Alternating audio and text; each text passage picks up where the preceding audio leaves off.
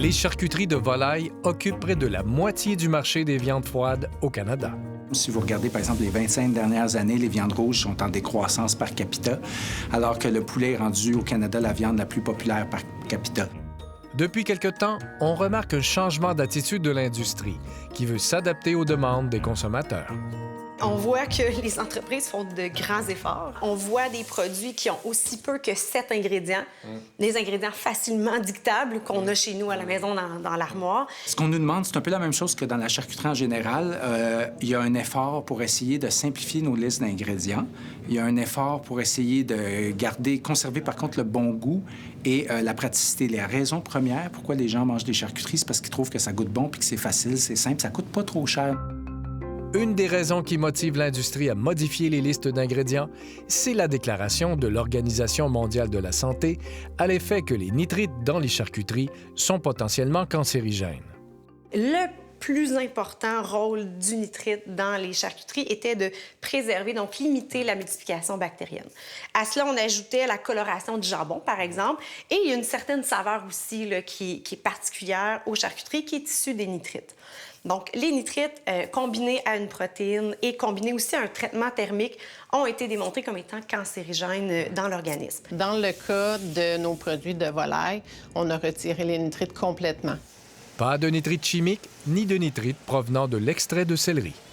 Dans notre cas, on a décidé de les retirer et de garder le goût naturel du poulet et de la dinde. Dans ce cas-là, on utilise du vinaigre. Ses propriétés antimicrobiennes remplacent les nitrites. C'est pas tout à fait le simple vinaigre. Là, il est un peu transformé. Nos fournisseurs d'ingrédients qui nous accompagnent là-dedans, mais eux, ils sont allés identifier les molécules qui pouvaient être fonctionnelles pour aller contrer la croissance microbienne. On voit des vinaigres, on voit du jus de citron concentré qui font ce travail-là. Et on voit aussi maintenant des extraits, donc extraits de levure, extraits d'épices, des extraits de fruits, qui ont aussi le rôle antioxydant et le rôle d'amener un peu de saveur, chose que les nitrites faisaient aussi. En charcuterie, on ne peut se passer de sodium. C'est un élément essentiel dans le processus de fabrication. Encore là, on perçoit un effort de réduction. Autrefois, on aimait ça des produits qui goûtaient salés. De plus en plus, les consommateurs trouvent que les produits sont trop salés.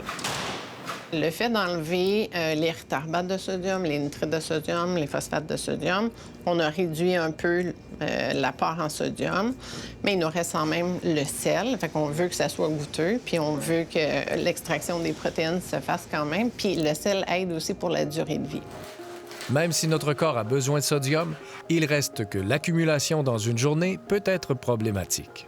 Si on regarde un peu les produits qu'on a ici, 3 tranches, c'est très peu. Il y en a qui peuvent mettre 1,5 fois la quantité. Donc, on monte déjà quand même à du 700 mg de sodium. Puis, on va avoir du pain avec du sodium. Il y en a beaucoup dedans. On va mettre du fromage, on va mettre de la mayonnaise ou de la moutarde, peu importe, les condiments. Donc, tout ça, ça fait grimper rapidement la quantité de sodium qu'on ingère. Lorsqu'on choisit une charcuterie, le pourcentage de protéines de viande est un bon indicateur du degré de transformation du produit. Par exemple, une poitrine de dinde crue contient au départ entre 23 et 24 de protéines de viande. La plupart des produits de charcuterie, évidemment, ont un taux plus bas que 23 parce qu'on rajoute des ingrédients. On rajoute l'eau, on rajoute le sel. Puis, on a besoin de l'eau parce qu'il faut solubiliser tous ces ingrédients-là. Le pourcentage de protéines nous indique le pourcentage qui reste dans le produit une fois les ingrédients de marination utilisés. Le minimum requis pour les charcuteries est de 12 %. La chose intéressante à travers des produits de charcuterie, la législation oblige toutes les industries à mettre directement sur l'emballage un pourcentage de protéines. Donc, c'est beaucoup plus facile de pouvoir comparer les produits un versus l'autre. Voyons maintenant quels sont les produits les plus intéressants de notre échantillonnage. Sur près de 40, 18 ont plus de 20 de protéines de viande. 11 ne contiennent aucun nitrite. Parmi ceux-ci, 4 ont moins de 400 mg de sodium par portion de 55 g. Menu bleu, poitrine de dinde rôtie au four.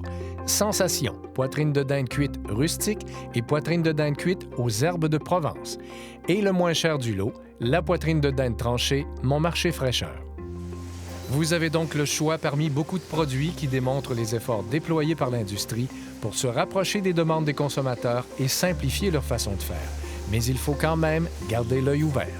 Ce qu'on nous vend, c'est la naturalité. Il faut se faire attention parce que le terme nature, naturel n'est pas réglementé d'aucune façon. Non, du sucre de canne, ça fait naturel. L'utilisation de ce terme-là, ça reste du sucre blanc quand même. On remarque qu'il y a une transition du consommateur vers les faits autant que possible. Les deux allégations qu'on a retenues, c'est 2 faits. La première, c'est sans ajout d'ingrédients artificiels. La deuxième, c'est excellente source de protéines. On n'a pas dit meilleur ou on n'a pas dit plus sain ou on a vraiment donné des faits.